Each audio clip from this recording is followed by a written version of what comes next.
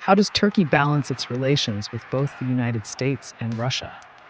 The question is not easily answered and involves a geopolitical strategy that Recep Erdogan managed to carry out with very few hitches. What some analysts call playing both sides, others recognize as a policy of balance, thereby reaffirming its new role as a mediator in the conflict between Russia and Ukraine. With the advancement of the war conflict on the doorstep of Europe 2 years ago, Turkey has passed from being an ally of the West to approaching Russia. Member of NATO and traditional partner of Ukraine, whom it supports in their territorial claims in Crimea and the Donbass, Ankara positioned itself with this bloc against Moscow at the beginning of the invasion in February 2022. Its support was not only political, but also military. IT contributed Bayraktar TB2 drones, which have been a nightmare for the Russian army.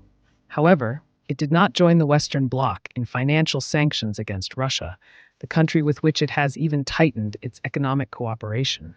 In spite of this stance, Turkey remains an important buyer of Russian crude oil, ranking only behind China and India. The Istanbul airport continues to operate as a hub for flights to and from the main cities of Russia, despite Europe having cut aerial links with Russia. At the end of January, the Turkish parliament approved Sweden's accession to NATO, despite having been initially reluctant. Turkey prioritizes maintaining relations with Russia, mainly due to the energy trade. In November, Turkish imports of Russian crude oil reached a record level and represented around 14% of Russia's maritime oil shipments. This underscores Turkey's emerging role as a fundamental center for Russian oil exports to the EU.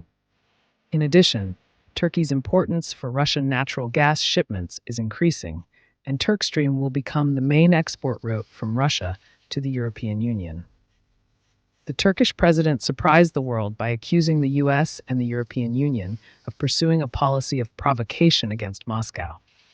He also proclaimed, among other things, that Vladimir Putin should not be underestimated. Global economy and politics experts are closely monitoring Erdogan's way of navigating turbulent waters. He uses the Russia card in his relations with the US and the West because he knows that for them, Turkey is a valuable ally, and he also uses the Western card in his relations with Russia. So far, this two-faced strategy has brought important economic benefits to the Turkish leader, which are increasing, as well as political benefits, which are becoming more valuable.